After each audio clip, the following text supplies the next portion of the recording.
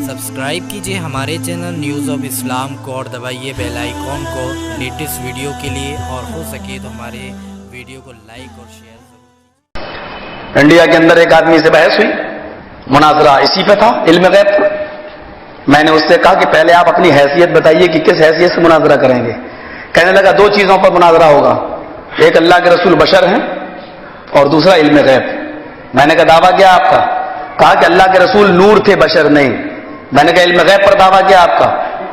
अल्लाह के रसूल को इल्म गैब था, ये मेरा दावा है। मैंने कहा दावे की वजाहत करिए, कितना था?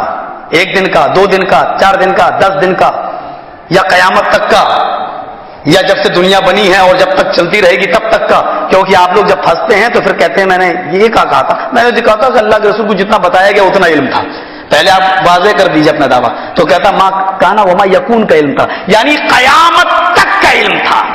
मैंने कहा ये इल्म कब दिया गया था वो भी आप वाज़े कर दें, नबूवत मिलते ही, या वस्ते नबूवत में, या आपके आखिरी वक्त में? क्या मतलब? मैंने कहा अगर शुरू नबूवत में मिला था इल्म गैब तो मैं ऐसे वाकयात आपके सामने पेश करूंगा बाद के जिससे इल्म गैब की नफी हो जाएगी। और अगर वस्ते नबूवत में, 20 नबूवत में 23 साल आप नबी रहे, 12 साल के बाद अगर आपको, या 13 साल के बाद अगर आपको इल्म गैब दिया गया था, तो मैं 13 साल की उस जिंदगी के बाद के ऐसे वाकयात आपके सामने पेश करूंगा जिससे इल्म गैब की नफी हो जाएगी। और अगर आखिरी उम्र में और आखिरी दिन इल्म गैब दिया गया था तो उस इल्म गैब का क्या फायदा कि जब आपको दिया गया और आप चले गए, इस दुनिया से चले गए, उम्मत को क्या फायदा पहुंचा? तो मुझे उसकी वजाहत करें। इसी में फंसने लगा हुआ। कहता कि बस इल्म गैब था, मैं ये नहीं बताऊंगा। मैंने कहा अच्छा ये बताइए कि आप बहस जो करेंगे मुझसे तो आपकी हैसियत क्या होगी? बोला क्या मतलब, मैं जाहिल हूं क्या? मैं आलिम हूं। मैंने कहा मैं आपकी इल्मी हैसियत नहीं पूछ रहा हूं, आप मुकल्लिद की हैसियत से बहस करेंगे या गैर मुकल्लिद की हैसियत से बहस करेंगे? भाई मैं गैर मुकल्लिद हूं और मेरी दलील सिर्फ कुरान और हदीस होगी। आप अपनी हैसियत भी वाज़ेह कर दें कि आपकी हैसियत क्या होगी। अगर आप मुकल्लिद की हैसियत से बहस करेंगे तो मैं सिर्फ दलील में आपको आपके इमाम का कौल पेश करने दूंगा, कुरान और हदीस पेश नहीं करने दूंगा, क्योंकि मुकल्लिद के पास कुरान और हदीस समझने की सलाहियत होती ही नहीं है। और अगर आप गैर मुकल्लिद की हैसियत से बहस करना चाहते हैं इस मसले पर तो फिर मैं जो कुछ भी बोलने दूंगा सिर्फ कुरान और हदीस से बोलने दूंगा, आपके इमाम के अक़वाल पेश करने की इजाजत मैं नहीं दूंगा। बोला कि देखिए साहब मैं मुकल्लिद तो हूं अबू हनीफा का, बरेलवी था वो। कहा देखो मैं मुकल्लिद तो हूं अबू हनीफा का, लेकिन चूंकि ये अकीदे की बहस है और अकीदे में तकलीद हराम है। ये उसूल है बरेलवियों का कि मसाइल में सिर्फ इमाम की तकलीद है, अकायद के अंदर नहीं। अकीदे में वो हराम मानते हैं बरेलवी लोग। कहा कि देखिए मैं मसाइल में तकलीद मैं मानता हूं, मैं मुकल्लिद तो हूं अबू हनीफा का, लेकिन मसला है ये इल्म गैब, एक गैब का ये अकीदा है और अकीदे के अंदर तकलीद हराम है। तो मैंने कहा बहस अकीदे की हो रही है, इसका मतलब अकीदे के अंदर आप गैर मुकल्लिद की हैसियत से बहस करेंगे। कहा देखिए मेरे जबान से गैर मुकल्लिद मत निकलवाइए, कह रहा हूं कि मैं मुकल्लिद की हैसियत, मैं मुकल्लिद हूं लेकिन अकीदे की बहस है, अकीदे में तकलीद हराम है। तो मैंने कहा जब तकलीद हराम है तो इसका मतलब आप अकीदे की बहस में मुकल्लिद की हैसियत से बहस नहीं करेंगे, तो गैर मुकल्लिद की हैसियत से बहस करेंगे। कहा मैं गैर मुकल्लिद नहीं हूं। मैंने कहा हैसियत बताइए बहस। तो जो जज था कहने लगा छोड़िए, जाने दीजिए एक बात, वो इसका जवाब कयामत तक नहीं दे पाएगा, आगे बढ़ने दो, क्योंकि वो नहीं कह पाएगा। मैंने कहा चलिए आपने अपना दावा पेश कर दिया, फिर से दावा बताओ। लोग बैठे हुए थे, जैसे मस्जिद में आप लोग बैठे थे ऐसे हम थे और वो था, और इधर उनकी आवाम बैठी थी, इधर हमारी आवाम बैठी थी। मस्जिद के अंदर बाकायदा उसकी सीढ़ी बन रही थी, तो वो एक तरफ वो था, एक तरफ हम, और आमने सामने लोग। मैंने बहुत कहा बंद कमरे में कर लो, लोगों को पता नहीं चले, लेकिन वो नहीं माना, बड़ा जिद्दी था, नहीं लोगों के सामने होगा। उसको बड़ा वो था, भरोसा किया मैं फतह और जीत और कामरानी का झंडा बस मेरे ही सर पे सेहरा बंधेगा, वो था। तो मैंने उससे कहा फिर हैसियत बताओ ताकि सब लोग सुन लें। माइक में उसने बोला कि हमारा दावा ये है कि अल्लाह के रसूल सल्लल्लाहु अलैहि वसल्लम को मां काना व मा यकून, जब से दुनिया बनी है और जब तक कायम रहेगी तब तक की सारी चीजों का इल्म, शजर हजर नबातात, दरख्त पेड़ पौधे पत्ते, सबका इल्म जनाब मोहम्मद रसूलुल्लाह सल्लल्लाहु अलैहि वसल्लम को था। और उसकी दलील ये, मैंने कहा मैंने अभी दावा पूछा है, दलील नहीं, सिर्फ दावा। आप मुतमईन रहिए, मैं आपको आपके दावे के मुताबिक दलील पेश करने की पूरी इजाजत दूंगा, लेकिन पहले दावा लोग सुन लें कि क्या है। देख रहे हैं इनका दावा, इन्होंने कहा दरख्तों के कितने पत्ते हैं ये नबी को मालूम है, पूरी दुनिया में दरख्त कितने हैं ये इनको मालूम है, पूरी दुनिया के दरख्तों में कितने पत्ते हैं ये इनको मालूम है, एक जानवर लाके खड़ा कर दिया जाए उसके जिस्म पर कितने बाल हैं ये नबी को मालूम है, पूरी दुनिया में कितने जानवर हैं उसके कितने बाल हैं ये नबी को मालूम है, आसमान पर सितारों की गिनती की तादाद कितनी है ये नबी को मालूम है, समंदर में पानी है अगर उसके ड्रॉप्स कतरे बनाए जाएं तो कितने कतरे बनेंगे ये नबी को मालूम है, समंदर में मछलियां कितनी है ये नबी को मालूम है। इसका दावा ये है। मैंने अब आप अपने दावे के मुताबिक दलील पेश कीजिए। अब वो दलील क्या देता है आप गौर करेंगे। दलील उसने दलील दी, अर्रहमान अल्लमल कुरान खलकल इंसान व अल्लमहुल बयान। बस ये 4 आयतें उसने पढ़ी।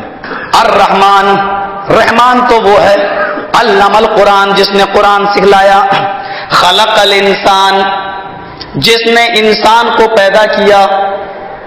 फिर कहता है इंसान से मुराद मुहम्मद रसूलुल्लाह सल्लल्लाहु अलैहि वसल्लम है, व अल्लमहुल बयान और आपको यानी अल्लाह ताला ने नबी अकरम को अल्लमहुल बयान कयामत तक का इल्म दे दिया था।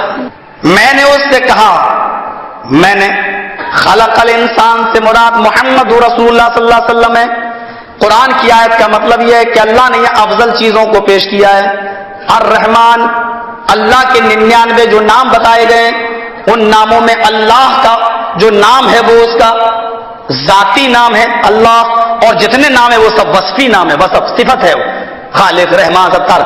लेकिन उसने वस्फी नामों में अर्रहमान से इस आयत की शुरुआत इसलिए की है क्योंकि उसके बकिया 99 नामों में सबसे अफजल और आला सिफत सिफत रहमत है। उसने सबसे आला, क्योंकि रहमत की सिफत निकाल ली जाए तो इंसान एक दिन भी खा नहीं सकता, पी नहीं सकता। ये रहम ही है उसका, जो काफिर भी आज उसके रहमो करम से जिंदा है और खा रहा और पी रहा है, ये उसका रहमो करम है। तो अल्लाह ने यहां सबसे अच्छी चीज पेश की। फिर कहा अल्लमल कुरान, उसने कुरान सिखलाया। हालांकि साइंस भी उसी ने सिखलाई, बायोलॉजी भी उसी ने सिखलाई, इंग्लिश भी उसी ने सिखलाई, ज्योग्राफिया भी उसी ने बतलाया, सारे उलूम उसी ने सिखलाए। लेकिन इन तमाम उलूम को पेश न करके अल्लमल कुरान कहा कि कुरान सिखलाया। क्यों? इसलिए कि तमाम उलूम पर कुरान की तालीम सबसे ज्यादा अफजल है और इल्म कुरान सबसे ज्यादा अफजल है, इसलिए उसने यहां अफजल चीज को पेश किया है। रहमान सबसे अफजल वस्फी नाम, अल्लमल कुरान सबसे बेहतरीन तालीम, खलकल इंसान उसने इंसान को पैदा किया, उसने घोड़ों को भी पैदा किया, शेर को भी उसी ने पैदा किया, हाथी को भी उसी ने पैदा किया, भेड़ों बकरियों को भी उसी ने पैदा किया, लेकिन उनका जिक्र ना करके उसने पूरी इंसानियत का जिक्र किया कि खलकल इंसान, अलिफ लाम जिनसियत का, सारी इंसानियत को उसने पैदा किया। और तू कह रहा कि इंसान से मुराद मोहम्मद सल्लल्लाहु अलैहि वसल्लम। फिर वअल्लमहुल बयान, और इंसान को बोलने की ताकत दी है। जानवर नहीं बोलता है, या बोलता है तो उसकी आवाज हम और आप नहीं समझ पाएंगे, उसके पास बोलने की ताकत तो है लेकिन कुव्वते गोयाई नहीं है अपनी बात हमें और आपको समझा सके। तो अल्लाह वही बयान कर रहा है कि उसने इंसान को पैदा किया और उसको कुव्वते गोयाई दी है। कहता है कि अब्दुल्लाह इब्न अब्बास ने कहा है, उनकी तफसीर में लिखा है कि अल्लमहुल बयान खलकल इंसान से मुराद मोहम्मद सल्लल्लाहु अलैहि वसल्लम इंसान से, और अल्लमहुल बयान से मुराद कयामत तक का इल्म दिया गया था। मैंने कहा जज साहब एक पॉइंट में नोट कर लो, मैं जीत गया। बोले क्यों? मैंने कहा खलकल इंसान, इसने कहा इंसान से मुराद मोहम्मद रसूलुल्लाह है, नूर और बशर का मसला खत्म हो गया है। काट दीजिए आप उसको, क्योंकि इसने इंसान से मुराद खुद जनाब मोहम्मद रसूलुल्लाह को मान लिया है। एक मसला तो मैं जीत गया, उसकी बहस की जरूरत नहीं है। आप आइए, अल्लमहुल बयान कयामत तक का इल्म दिया गया था। मैंने आपसे दलील मांगी है, इब्ने अब्बास का कौल नहीं। कहता है ये दलील नहीं है। मैंने कहा नहीं, ये कौल है, दलील दो। कहता है तो दलील क्या होती है? मैंने कहा ये भी मुझसे पूछ लो, दलील क्या होती है तुम बताओ। एक तो हैसियत नहीं बताई है कि मुकल्लिद के गैर मुकल्लिद, फिर कह रहे हो दलील क्या होती है। अब सुनो दलील क्या होती है। दलील वो होती है जो आपने दावा किया है उस दावे की पूरी वजाहत कर रही हो। मुझे आपके दावे की दलील चाहिए और ऐसी दलील चाहिए जिससे कयामत तक का आलिमुल गैब होना साबित हो रहा हो, न वरना आप दावा ना करते। कहने लगा जैसे? मैंने कहा जैसे मेरा दावा है कि नबी अकरम सल्लल्लाहु अलैहि वसल्लम को इल्म गैब नहीं था, ये मेरा दावा है कि नबी अकरम को इल्म गैब नहीं था। اب آپ دلیل پوچھیے, میں کسی کا قول پیش نہیں کروں گا, میں ایسی دلیل دوں گا جو میرے دعوے کو ثابت کر رہی ہوگی. کہنے لگا کیا ہے؟ میں نے کہا وَعِندَهُ مَفَاتِيحُ الْغَيْبِ لَا يَعْلَمُهَا إِلَّا هُوَ. اے نبی کہہ دو کہ غیب کی ساری کنجیاں اسی کے پاس ہیں, لا يَعْلَمُهَا إِلَّا هُوَ, اس کے علاوہ اس کو کوئی نہیں جانتا. یہ ہے ہماری دلیل جو ہمارے دعوے پر پوری اتر رہی ہے. تیرا دعویٰ ہے نبی کو علم غیب تھا قیامت تک کا, تو دلیل دے ورنہ میں چھوڑوں گا نہیں. اٹھا کتابیں لے کے آیا تھا, کہنے لگا آپ سے بات کرنا بیکار ہے. میں نے کہا کیوں؟ کہ آپ ابن عباس کو نہیں مانتے, آپ اتنے بڑے صحابی کو نہیں مانتے, آپ ان کے نبی اکرم کے چچیرے بھائی کو, چچا جان بھائی کو نہیں مانتے, عباس چچا ان کے بیٹے کو نہیں مانتے, ان کی بات نہیں مانتے. کتاب لے کے اٹھا, جانے لگا. لوگ اس کے پکڑنے لگے, ارے بھائی آپ بحث کرنے آئے, مناظرہ کرنے آئے کہ بھاگنے کے لیے آئے ہیں؟ میں نے کہا اس وقت اس کا باپ بھی روکے گا تو نہیں روکے گا, کیونکہ وہ جان چکا ہے کہ کس پھندے میں پھنس چکا ہے. وہ جان چکا ہے کہ اب دلیل اس کے پاس ہے نہیں, اس کے پاس جو دو چار کھنجڑیاں تھی وہ چھڑا چکا ہے, وہ دکھا چکا ہے, اب اس کے پاس کچھ نہیں ہے. تو میرے بھائیوں, میں بہکنے کا بہت عادی ہو گیا ہوں, بات کچھ کرنا چاہتا ہوں نکل جاتی ہے کہیں بھی. تو میں کہہ یہ رہا تھا کہ اللہ کے رسول کو اتنا بھی علم نہیں تھا کہ منافق کیا کہہ رہے ہیں. اب مان لیتے تھے ان کی بات, جب اللہ نے بتایا کہ میں گواہی دیتا ہوں, نشہد, ہم گواہی دیتے ہیں کہ یاد ان المنافقین لکاذبون, جھوٹے ہیں, تب آپ کو یقین ہوا.